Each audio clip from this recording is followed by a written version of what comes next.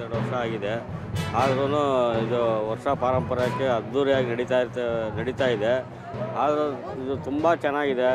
ಎಲ್ಲ ನಮ್ಮ ಸನಾತನ ಧರ್ಮ ಹಿಂದೂಗಳವರು ಎಲ್ಲ ಜಾತಿ ಮತ ಭೇದ ಅಂತ ಇದೆಲ್ಲ ಬಂದು ಮಾಡ್ತಾಯಿದ್ದಾರೆ ಕಾರ್ಯಕ್ರಮ. ಇದು ತುಂಬ ಚೆನ್ನಾಗಿ ನಡೀತಾ ಇದೆ. ದೇವಸ್ಥಾನದ್ದು ಇನ್ನೂ ಅದ್ಧೂರಿಯಾಗಿ ಜನಸಂದಣಿ ಎಲ್ಲ ಸೇರಬೇಕು. ಎಲ್ಲರಿಗೂ ಇದು ಅರ್ಥ ಆಗಬೇಕು. ಅದರಲ್ಲೂ ಚಿಕ್ಕ ಮಕ್ಕಳಿಂದ ದೊಡ್ಡವರವರೆಗೂ ಬರಲೇಬೇಕು. ಇದನ್ನು ಕಣ್ಣು ತುಂಬ್ಕೊಂಡು ನೋಡಬೇಕು, ಹಬ್ಬ ಅಂತ ಆಚರಿಸ್ಬೇಕು.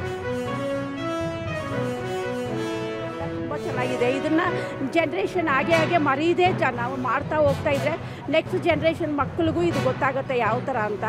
ಅಲ್ಲ ಒಳ್ಳೆ ಟ್ರೆಡಿಷ್ನಲ್ ಥರ ಚೆನ್ನಾಗಿದೆ. ಎಲ್ಲ ಮಕ್ಕಳಿಗೇನು ಒಂಥರ ಹೊಸ ಥರ ಇರುತ್ತೆ. ಮಕ್ಕಳು ಎಲ್ಲ ಬಂದು ಸ್ಕೂಲ್ ಮಕ್ಕಳಿಗೆ ಒಂದು ದಿನ ಇಟ್ಬಿಟ್ಟು ಅವ್ರನ್ನೂ ಕರ್ಕೊಂಡು ಬಂದು ತೋರಿಸಿದ್ರೆ, ಒಂದು ಟೀಚರ್ಸ್ಗೆ ಸ್ಕೂಲ್ಗೆಲ್ಲ ಇದು ಮಾಡಿದ್ರೆ ಅವ್ರಿಗೆ ಒಂಥರ ಚೆನ್ನಾಗಿರುತ್ತೆ. ನಾವು ವರ್ಷ ಮಾಡಿದ್ರು ಒಂದು ಸ್ವಾರ್ಥಕ ಆಗುತ್ತೆ ಮಕ್ಕಳಿಗೂ. ಇಲ್ಲಾಂದರೆ ಮಕ್ಕಳು ನಾವು ನೋಡಿಲ್ಲ ಅಂತ ಅವರು ಬೇಜಾರು ಮಾಡ್ಕೊತಾರೆ. ಇದೆಲ್ಲ ಜಮೀನುಗಳಿತ್ತು, ಮೊದಲು ಕಡಲೆಕಾಯಿ ಬೆಳೀತಾಯಿದ್ರು. ಇದರಲ್ಲಿ ಬಸವಣ್ಣ ಬಂದಿದ್ದಾಯಿದ್ರು. ಆಗ ಯಾವುದೋ ಒಂದು ಗುರು ಹಿರಿಯರ ಸಮುದ್ರದಿಂದ ಸ್ವಾಮೀಜಿಯವರು ಹೇಳಿದ್ರು, ಈ ಕಡಲೆಕಾಯಿ ಪರಿಚಯ ನಿನಗೆ ವರ್ಷ ಮಾಡ್ತೀವಿ ಅಂತೇಳಿ. ಆಗಿಂದ ನಮಗೂ ಸರಿಯಾಗಿ ಗೊತ್ತಿಲ್ಲ, ಈ ಥರ ನಾವು ತಿಳ್ಕೊಂಡಿರೋದು. ಸುಮಾರು ಕೆಂಪೇಗೌಡರ ಕಾಲದಲ್ಲಿ ನಡ್ಕೊಂಡು ಬರ್ತಾ ಇದೆ. ಅದರಂತೆ ಇವತ್ತು ಮುಂದುವರೆದಿದೆ. ಇಲ್ಲಿನ ಶಾಸಕರು ಈ ವರ್ಷ ಭಾರಿ ಇಂಪ್ರೂವ್ ಮಾಡಿಬಿಟ್ಟಿದ್ದಾರೆ. ವರ್ಷ ಇಷ್ಟು ಇರಲಿಲ್ಲ. ಈ ವರ್ಷ ಅದ್ಧೂರಿಯಾಗಿದೆ, ಶಿಸ್ತಿದೆ, ಸಂಯಮ ಇದೆ, ಭಾರಿ ಚೆನ್ನಾಗಿದೆ ಸರ್. ಇಲ್ಲಿ ಅಷ್ಟು ಮಾತ್ರ ಒಪ್ಕೋಬೋದು. ನಾವು ಇತಿಹಾಸ ನಡ್ಕೊಂಬಂದಿದೆ, ಇವತ್ತು ನಡ್ಕೊಂಡು ಹೋಗ್ತಾ ಇದೆ. ಲಕ್ಷಾಂತರ ಕೋಟ್ಯಾಂತರ ರೂಪಾಯಿ ವ್ಯವಹಾರ ಆಗ್ತಾ ಇದೆ ಇಲ್ಲಿ. ಇಷ್ಟು ಮಾತ್ರ ಸತ್ಯ ಸರ್. ಅಭಿಷೇಕ ಮಾಡಿ ನಂತರ ಪಂಚಾಮೃತ ಕ್ಷೀರಾಭಿಷೇಕ ಎಲ್ಲ ಮಾಡಿ ನಂತರ ಹೂವಿನ ಅಲಂಕಾರ ಇರುತ್ತೆ. ಈ ಬಾರಿ ಹೂವಿನ ಅಲಂಕಾರ ತುಂಬ ವಿಶೇಷವಾಗಿದೆ. ಎಲ್ಲ ಭಕ್ತಾದಿಗಳು ಬಂದು ದೇವ್ರನ್ನ ದರ್ಶನ ಮಾಡಿ ಇಲ್ಲ ಹೂವಿನ ಅಲಂಕಾರ ನೋಡಬೇಕು ಅಂತ ಈ ಮೂಲಕ ಕೇಳ್ಕೊತಾ ಇದ್ದೀನಿ. ಹಾಗೂ ಈ ಬಸವಣ್ಣನ ಪಾದದಲ್ಲಿ ವೃಷಭಾವತಿ ನದಿ ಅಂತ ಒಂದು ಸೆಲೆ ಇದೆ. ನದಿ ಥರ ಅದು ಹುಟ್ಟಿ ಬೆಳೆಯುತ್ತೆ ಅಂತ ಇವತ್ತಿಗೂ ಅದು ಕತೆ ಇದೆ.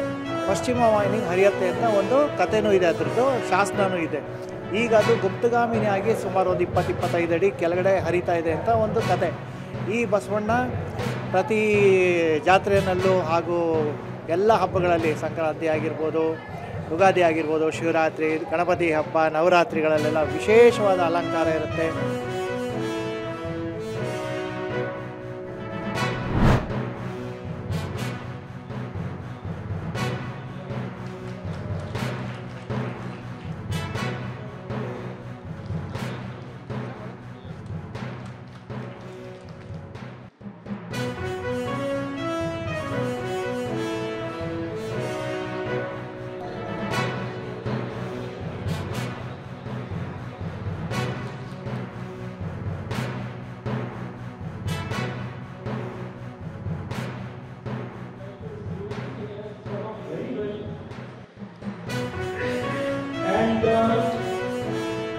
Now is the hassle of going at a particular month every year, that is solved. I believe you can just scan your face and you probably have to blink, I think, so that person knows. This is going to be a big help. But request very after you of you, please try to do it on your own. Don't go any place to actually do it. You can do it with your phone.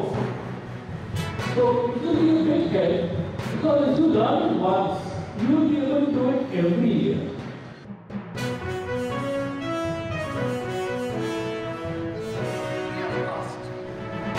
DLC, Postal Department charges 70 rupees per case. So this is done free by bankers as well as railway. In fact, the railway for the first time they have stepped in to this area. And in fact, I should be thankful to CJDP on this scheme.